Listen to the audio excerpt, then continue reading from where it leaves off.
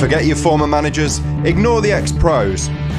As football fans, we all know the real experts drink in pubs. It's funny, it's argumentative, and often it's just plain wrong. Welcome to the Foss Arms Public House and welcome to the Leicester City Pubcast.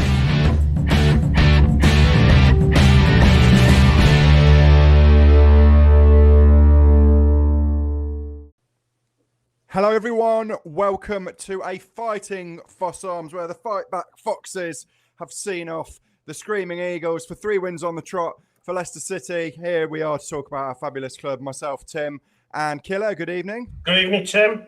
And Norm, good evening. Good evening, Tim.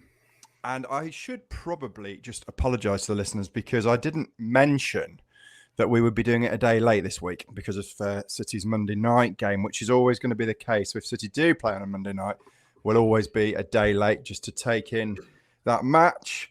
What a match it was. It was a very different sort of win. But before that, if we go back a few more days, we played West Bromwich Albion and also won that one, Norm. We did, and I honestly can't remember an easier, more one-sided game for such a long time. I mean, given the stresses of coming towards the business end of the season, I don't think we could have asked for a more enjoyable game to watch. I mean, frankly, I don't want to go into huge details about the game because I'm sure we all saw it. We all thoroughly enjoyed it, and we were just Leicester purred. I mean, the only disappointment with it, frankly, was that it wasn't about 10-0 with Iheanacho getting 7. But aside from that, I mean, I've been wondering about the game, and I was trying to think of a way of to describe it. And do you remember when we were kids and you're on the park playing football? God, where's this going? And the man walks over to you and offers you a sweet. fingers on that mute button. You'd have 2 captains of similar ability, and they would be there to pick, as equal sides as possible to try and make it into a nice, fair game. But this was like a game where the captains had. Like the best player and the worst player were captains, and the best player as a captain was also the biggest lad, and said, "No, mate, no, sorry, I'm having all my picks first." And he'd selected his full side. Then he said, "Right, you can have the rest, and you're 1 man down." Then they've kicked off, but before kickoff, he said, "Oh, not only that, we're having kickoff as well, and we're kicking downhill." And it was just so easy, wasn't it? And it was just a game that I actually enjoyed watching for without thinking, oh no, something could go wrong. So yeah, look, it was great, wasn't it? And was the harder, I thought, of the 2 games. But I think we're going to come on to Crystal Palace, aren't we? It turned out probably not to be the case. Well, I think you're right. Now, the unwritten law of football is you have to be 3-0 up before you can relax, don't you? 2-0 was a horrible little lead. Always worried about them getting 1. But that game was an absolute breeze, unlike the Palace one, Killer, where we did get tested by a team that have quite regularly tested us over recent years. Yeah, I'm just chuckling to myself, actually, because Norm turned. He couldn't remember in the history of the club an easier top flight game. Norm, Sheffield United, about 3 weeks ago. Yeah, the Southampton 9-0 springs to mind, to be honest. but anyway, we get good radio. Anyway, he had to have a magic prelude, didn't he, to the 2 kids in the park analogy, which was absolutely fabulous. Palace, different story altogether. It was a strange game of football, and I tell you what, I don't know about you guys, there was something almost a bit 1980s about it. In so much as we had a referee that was prepared to let tackles go. Did you notice? And I thought they were really mixing it, which I don't have a problem with because I've got to say, as a footballer, I used to mix it a bit myself. But look, we've got a goal down, and let's be absolutely honest. Who out of you two, because I did, but who out of you two started to get a horrible feeling? 1-0 down. Yeah, because I think the fundamental difference between Palace and West Brom, apart from West Brom actually had something to play for, was Palace, I think, have got a couple of players that shouldn't be playing at that level. I think that Eze looks a fantastic player.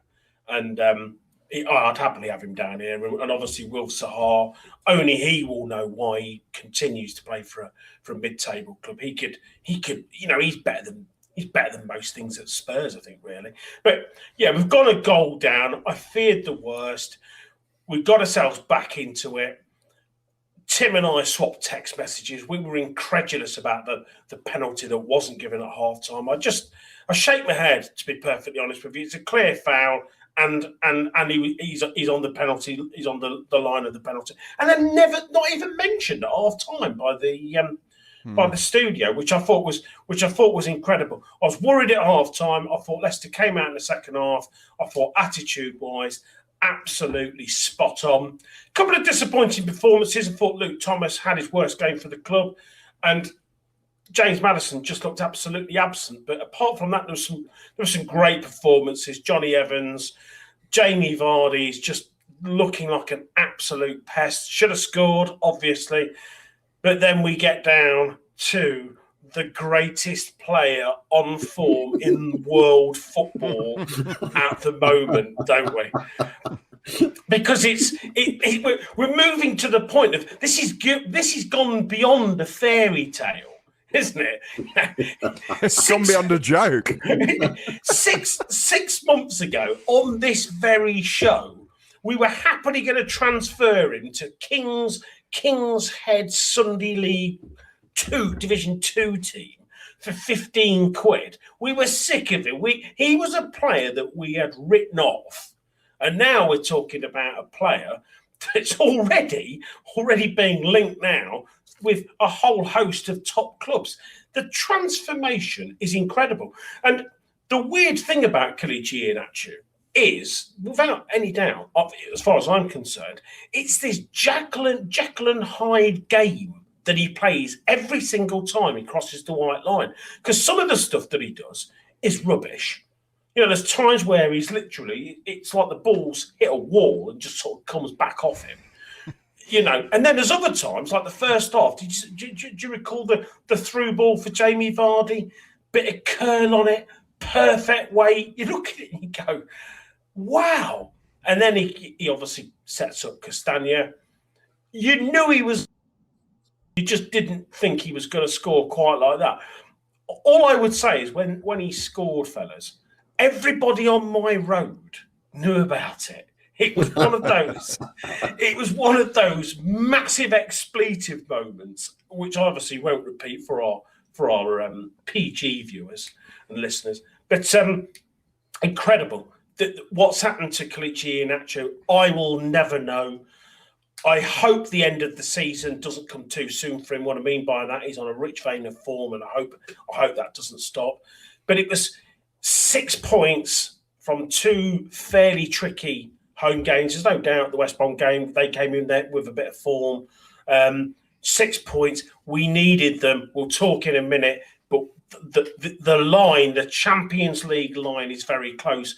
And moreover than that, fellas, we are very, very close to the second best season this club has ever had in its history, which is incredible. Absolutely. And Norm, I mean, only one place to start with Iheanacho. He hasn't been able to get in the team for 3.5 years. Rodgers has surely got to go, hasn't he?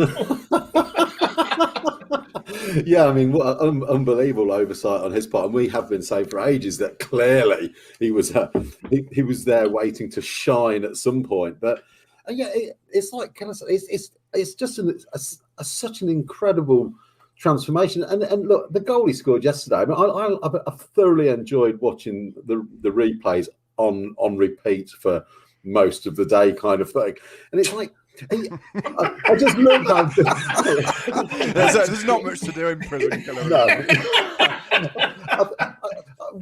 What I've really enjoyed is watching it in slow motion and seeing like different angles. Like, seeing their defender, I think it was Scott Dan, like hadn't even before he'd shifted the ball and shot, and it was in the back of the net before he'd even put his foot down and turned. And their keeper was just stood there and managed to turn his head as it whistled past his ear like a bullet.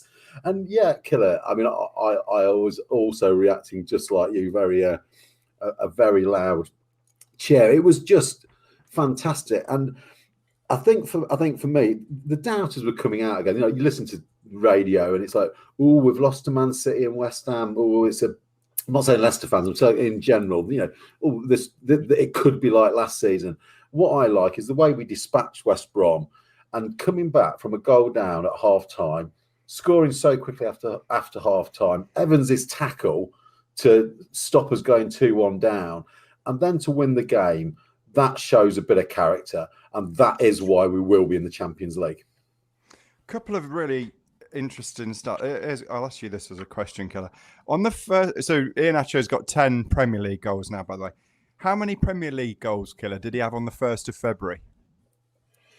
I'm going to guess no. Correct.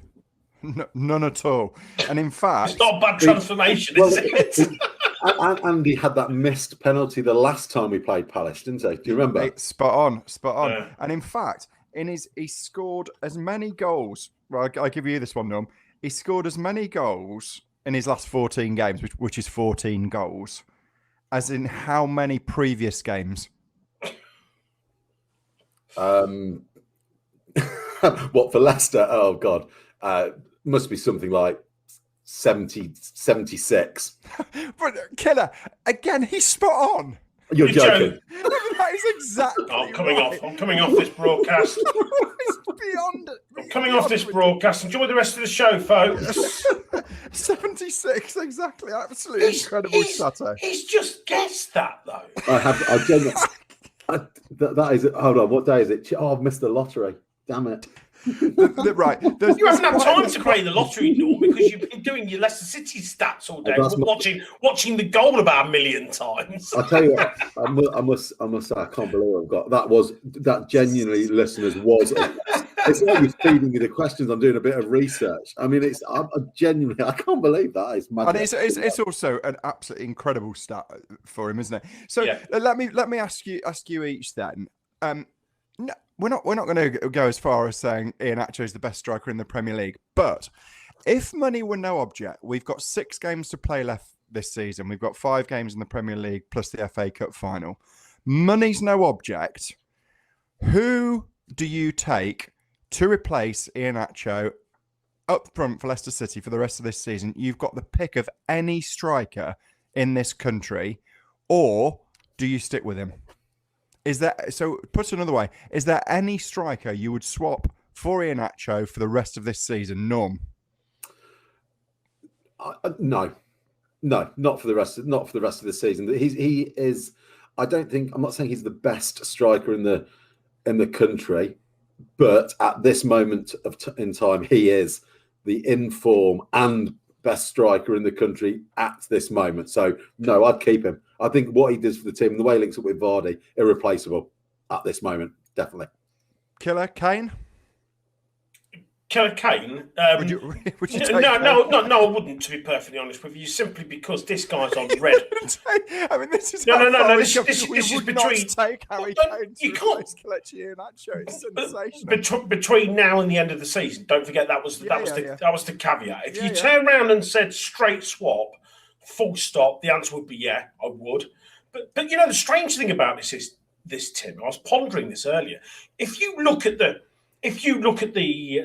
Premier League at the beginning of the season, let's say, and you turn around and says best 5 strikers, I don't think anybody would deny that Kane would be in there as number. He'd be number 1.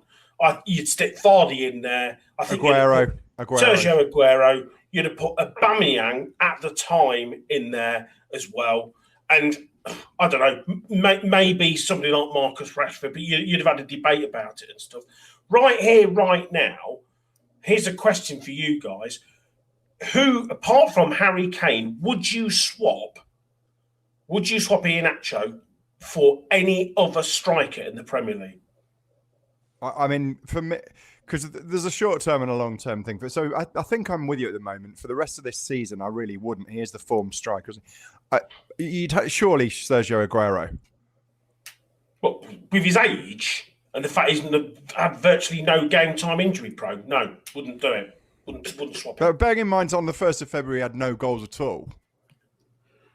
Yeah, but okay, but couldn't you have had a similar conversation about Harry Kane? Wasn't there a point in the Tottenham Hotspur career of Harry Kane when he'd been a journeyman, gone round loads of clubs, been down here on loan, was absolutely hopeless? Wasn't there a point in Harry Kane where we'd all written Harry Kane off and then all of a sudden he's come good? Would you risk with Iheanacho that you could actually get rid of him, get somebody like Aguero in, washed up striker, doesn't really fancy it, always injured. Meanwhile, Kelechi carries on doing what he's doing at another football club. There's a massive, massive risk. I'm saying, apart from Harry Kane, I don't think I'd swap him for anyone. No, what do you reckon? No, I wouldn't. I think you're spot on. I think. So hold on, Nom. So I'm going to let you answer this, Nom. I'm going to let you answer this, but are you saying long term? And by the way, I'm tearing up the script as we're going here because this is just too interesting not to talk about. But are you so I thought I positioned this as a 6-game test for you. Are you now saying, Nom, for next season, let's say a 2 or 3 year contract, however long, that he would be the second most valuable striker in the country? No, what I'm saying is I wouldn't swap him for any other striker in the country because, and I'll tell you why. Firstly, I don't think there are many strikers in the country that are on really good form at the moment. Anyway, I think at the moment, without a doubt, he is there. His upturn, it's not just been like a couple of games now. It has been for long enough to suggest that this may be ongoing, and I think the risk of taking him away and then seeing him flourish at another club would be too much. I think he's still got more to give. Now, could well fall flat on his face. He might miss a sitter in the FA Cup final, and that'll be the end of his great 3-month form. But you can't take that risk at the moment. You've got to think that the way he's going and some of his link-up plays, not just his goals, he looks like a really, really, really great footballer. And if he carries on like that, then he really could be the answer to our prayers. And his X factor as well, isn't it? I think what the Premier League's missing at the minute, compared with other generations of the Premier League, where there was Drogba, Ronaldo, Rooney in his pomp, I don't think there's many X factor footballers. I think there's probably 2 or 3 that you'd pay to watch, maybe De Bruyne, maybe Fernandes. But what you're seeing with him is we're not just talking consistent goals, tap-ins. It's X factor goals, isn't it? What we saw last night was one of those wow moments of, goodness gracious me, the pass to Vardy was a wow moment. It was just, that is top quality. The ball that dropped over his head against West Brom and he's Bergkamped it. It's an X factor. I'm not getting that from Dominic Calvert-Lewin. I'm not getting that from a Bangyam. I'm not getting that from Ollie Watkins. That sort of like second crop of strikers. And I think that's why you've got to hang on to him. Because if you develop that X factor, wow, guys, sky's the limit for this boy. Yeah, I must admit, I know, Killer, a couple of weeks ago you said, no, don't worry about that. I've still got that little niggle about that buyback clause because I think I believe he may have signed a new contract since he joined us from Man City. I think he has, but I don't think that would in itself negate the buyback clause. It's just a little watch out. Let me put a different question to you, Norm. Then, so don't worry too much about the back 4 or back 5 or defense or the defensive element of the midfield. Harvey Barnes is back. You're not allowed to choose the opposition. It's not difficult. It's not easy. They don't play 5 at the back 4. It's a neutral sort of opposition. What's going to happen when Barnes is fit? Oh, I didn't know we were doing dilemmas this week. Well, we weren't doing that. We weren't doing an entire show on Kelechi, but it's heading that way. You know, oh my God, that is such a... Well, do you know what? I'll tell you what will happen, not what was necessarily the right thing. Brendan doesn't change teams that are winning. So if Barnes comes back fit, Barnes is on the bench. And I cannot say I have a problem with that at the moment. Sounds bizarre because Barnes is magic. I don't think he would quite fit into our side the way we're playing at the moment, although I'm sure there would be a way to get him into it. But because Barnes is sensational. I mean, he was one of our best players, wasn't he, before his injury? Just like James Justin. And there's an argument to say that the two of our best players are injured at the moment, but you cannot take Iheanacho out. I suppose the question would be, I mean, Vardy has been not scoring as much, but his contributions and linking with Iheanacho have made it a pair. But it's probably the question should be more: does Barnes come in and Iheanacho play on his own? Go on then, Killer. Well, you've got two options, haven't you? You've always got the option of going 4-4-2 and sticking Barnes out on the flank and doing that. But obviously, then you've got the difficulty of who do you drop out your midfield and stuff. But right here, right now, I've never been a fan of shoehorning people in, and I would say at the minute that Vardy and Nacho are undroppable. Yeah, and I think they have to go as a tandem. I don't like the idea of Iheanacho up front on his own. I think he gets isolated. I think he's much better as a tandem, and they're obviously getting this very, very nice partnership going. Now, of course, what you would hope is we are going to get injuries and stuff, so Barnes is going to play a point. But one of the other issues that you've got across the whole of the Leicester City team in any event is what happens when everyone's fit. Yeah, it's just it's this really nice problem to have. And let's be honest, we've got to the point now, and I know you've talked about a third striker for ages, Tim, but actually maybe you were always talking about a second striker because we just didn't think he was any good. But to some extent now, with those two, it does take the pressure off the transfer of a striker situation. Maybe it gives us an opportunity to invest more heavily in a fourth top quality centre back to make sure we've got cover there, but moreover, an attacking midfielder, and presumably Under will be on his way out, so we can obviously start having a look at a wide player as well. Happy days. Forgotten about Under. Completely forgot about him. Well, I mean, Brendan's pretty much just sticks him on the bench for the hell of it, doesn't he? He doesn't. I mean, I've got to say, I was amazed against West Brom. He didn't give him a little bit of game time. I think that was his signal of it's over for you, buddy. And I just get the feeling that immediately after the FA Cup final, there'll be a private jet waiting for him in the Wembley car park because there'll be plenty of space, obviously. Especially with the wages he's apparently on there. I think it'll be the day after the cup final or that evening. Could be. Well, I think straight after. I think it will literally be after the game. They'll be going, right, off you go then.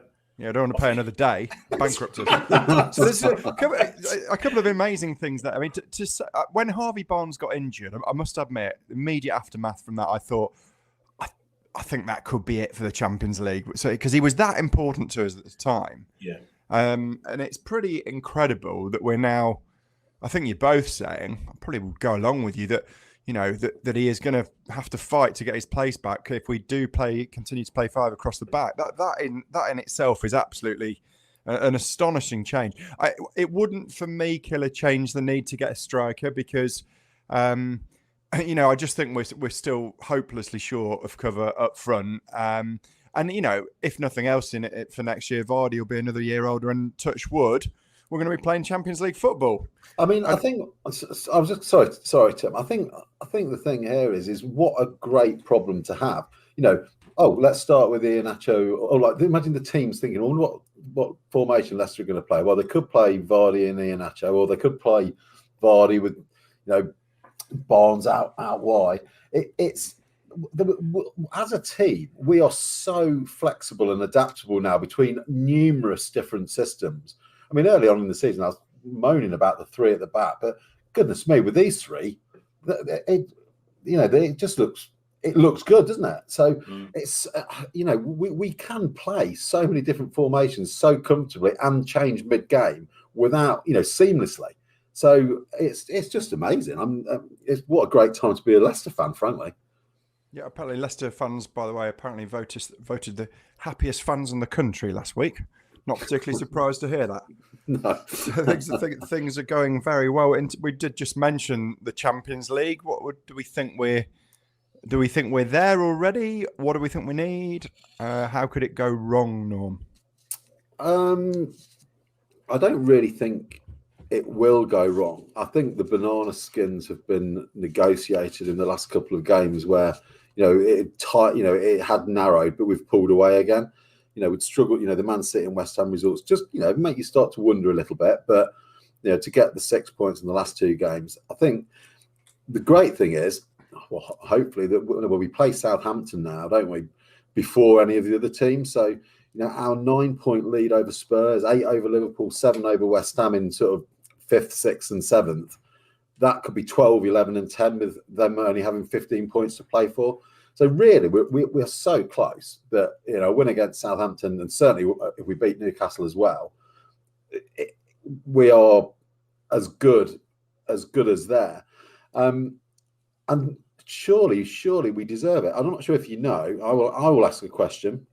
Since September 2019, how many match days? Sorry, not match days. Like before a weekend match day, how many have we actually been out of the top 4 for? Tim, I have to go to you. Not many, because I think we were in it for the whole of last. So if you're not including the summer, so match weeks. So I think for last season we were out of it for only 1 week, which was the last week.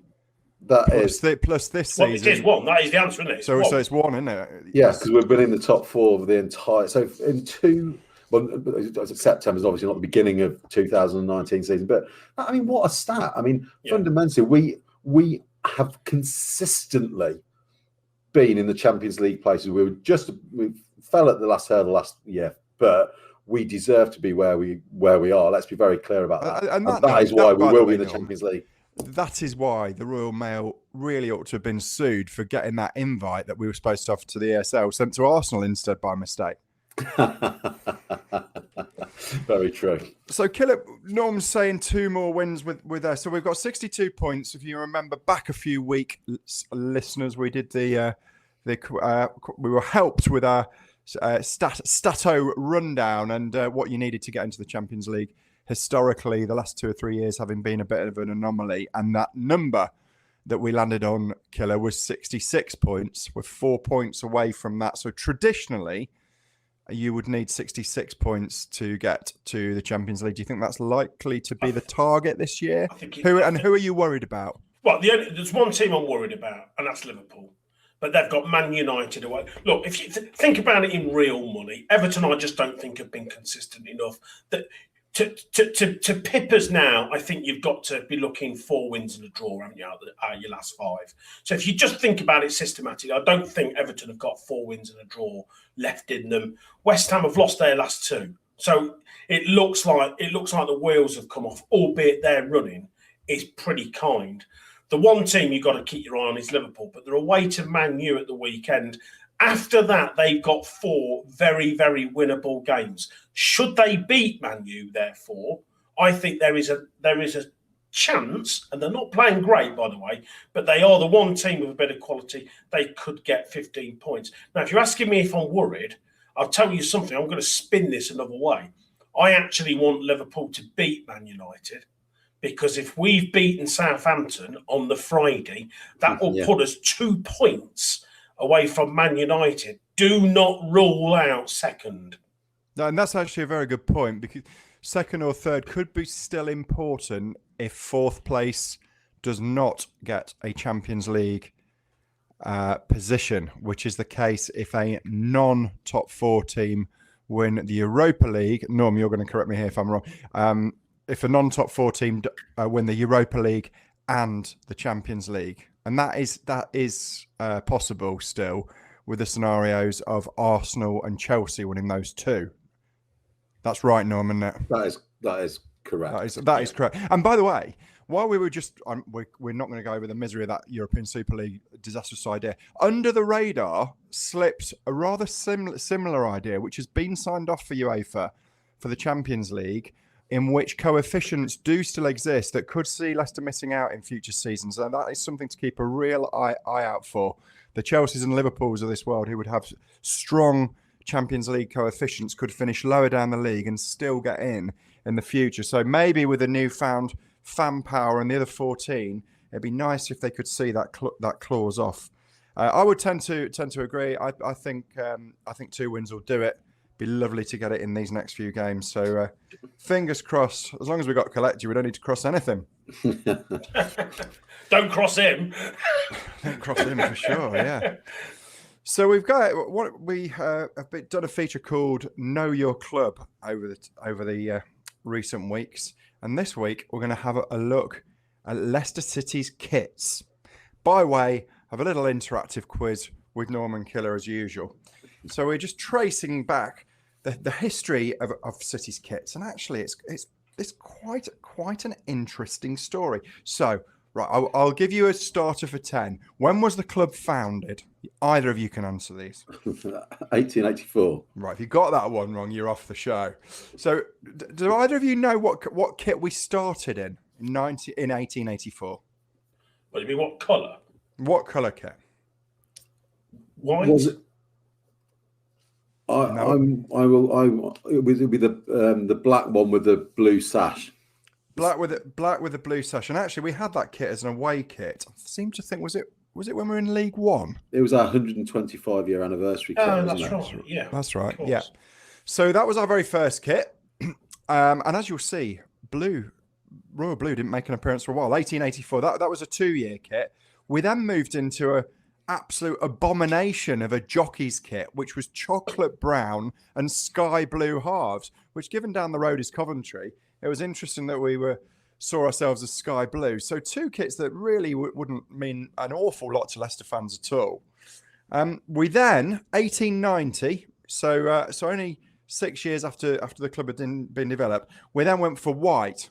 So 3 first kits were black, chocolate and sky blue, and white. And in fact, we had that various iterations of that white kit from 1890 right through to 98. And it was only in 1899 that Leicester put together a kit that we would recognise today with the royal blue, white shorts and blue stockings, as they were, because they weren't socks back then, were they? They were stockings.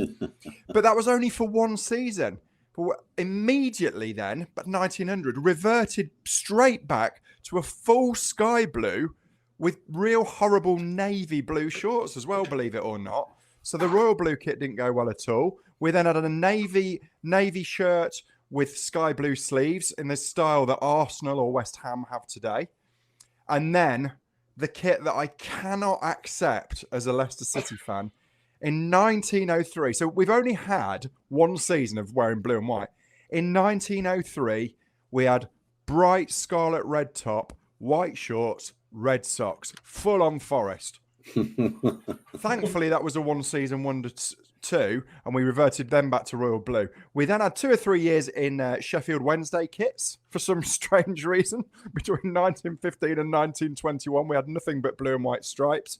And then from 1921, that was pretty much solid that we would have the blue kits. Now, there was one, however, aberration. We'd just been born 1972. What happened in 1972? It's a standout because other than that, going back all the way back to 1932, we've pretty much been blue and white. But what happened in 1972 for 1 season? We played in all white.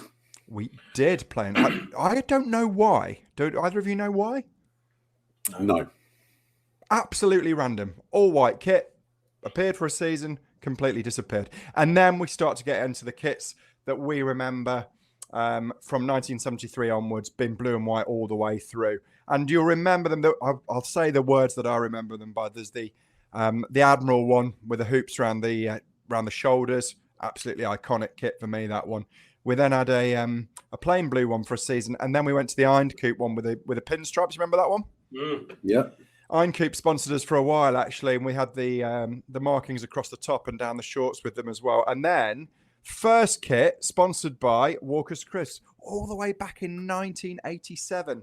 And there was a fairly solid set of kits along similar sort of lines that Walker's produced right up to the 1998, 2000, 2001 kits, where I remember that I seem to associate Muzzy Is It with those kits. I hope that's right. That 2002, though, was the first time we went to the colours that we're wearing today.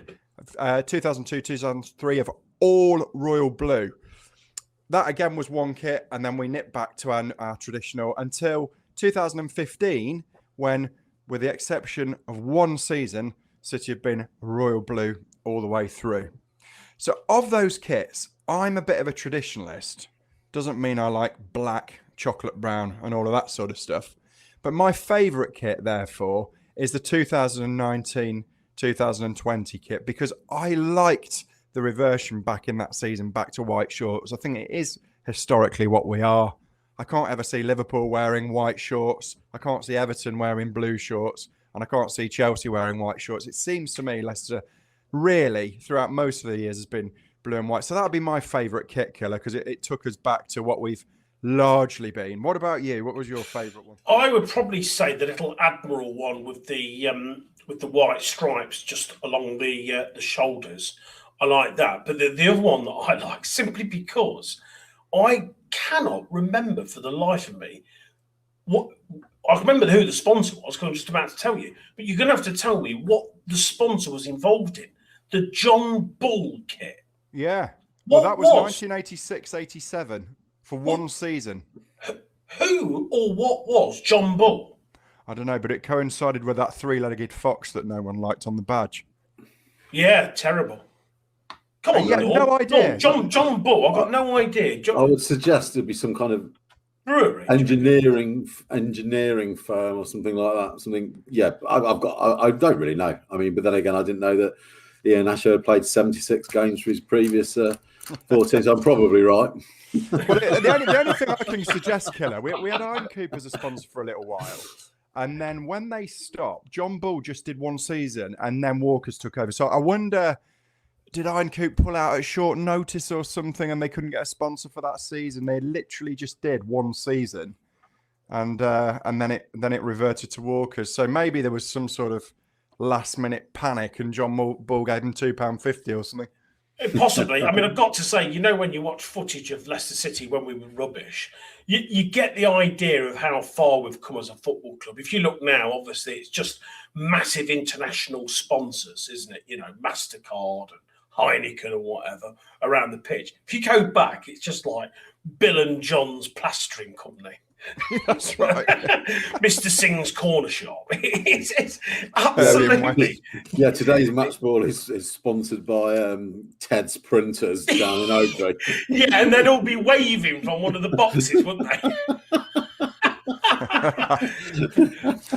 Brilliant. Right. Hey, so just while you talk, so John Bull Rubber Company Limited was originally named Leicester Rubber Company. So, I mean, right, let your imagination run riot. Got to be that, then, isn't it? Go on, Norm. What was your favourite? Well, the kit that Killer first mentioned, the Admiral one, was my first ever kit. So I do have a very soft spot for that. But my favourite one is actually the one that came after that, the one that Lineker made famous, really. So the blue kit with the fox and crop with an inner shield.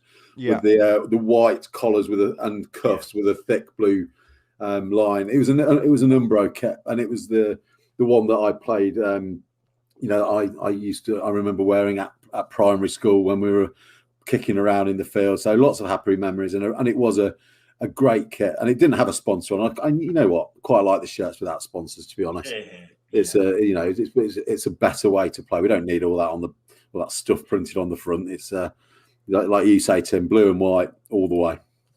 Spot on. And on that note, we'll leave it at that. We were going to we had another couple of features for this week, but time will be getting the better of us if we do that. So we'll kick that on to next week again. And Killer, we'll come and look at our friendly Southampton, who we've got a lot of time for at the moment, and we after that FA Cup semi. But I wonder if they'll have a bit of revenge on their mind. Don't know. I mean, as the Sky commentator said last night, you don't know what you're going to get from Southampton, and it's very... I've just got a theory, guys, and I hope I'm right. I've just got a theory that it's been a very, very long season for everybody. You know, lots of games, and practically 3 games every eight days for most people. I think for those teams now with nothing to play for, I think their legs are going big time. I think they are just gagging for a break. Hopefully, Southampton are going to be in that corner. We're obviously going to be chomping at the bit. And what I quite like about it as well is you're going to get, if you think about the Leicester City team, you do think about Maddison's got a point to prove, and I think he will probably play. He's got a point to prove. Vardy's going to be hungry for goals, and obviously our friend who we keep talking about all night, he's probably got his eye on the golden boot, and another 10 goals in the last 5 games, and he's going to pick most salaries. Isn't he? I just think when it comes down to appetite, what's at stake, there's enough there for us to win the football match. Yeah, I tend to agree. I think we're starting to see a few of the silly results, aren't we? The Wolves, Burnley, and these sort of things. And Saints are more than safe, probably a bit deflated after what happened. So let's have a look at our predictor table then with Trumpwell's IPA and reflecting on last 2 weeks or last two games. We all predicted victories against West Brom, but Norm got it spot on. Predicted a 3-0, so 3 points for Norm there. And 1 point for Killer and I. And in the Palace game, I got it spot on, predicting a 2-1. Killer and Norm also going for 3-0 victories. So 3 points for me, 1 point for each of them. Leaving us with Killer on 14 points. Killer, you're nearly going to be mathematically out of this. Hope so. You need a good run now. I'm going to be the fat kid in the park who's been elected captain. Get Nigel Pearson then. There's a great escape needed. Then I've got 24. Norm's got 27. As Norm, we go into this week's prediction for Saints. 2-0 Leicester. Straightforward, Killer. Yeah, 1-3 Leicester. I'm going to go 4-1 Leicester. Ooh. Yeah, it's not like you to be bullish, Tim. Yeah, but I'm honestly feeling quite confident. I'm feeling quite confident about things. Pride comes before a fall and all that, but not at the moment. Not following this clip. So thank you very much, you two. Thanks to all our listeners for listening. If you want to get in touch with us, it's Leicester City Pubcast at gmail.com, and we will be back at our normal time of podcast release next week, by which time I'm sure Kelechi will have had another hat trick or two. Thanks ever so much.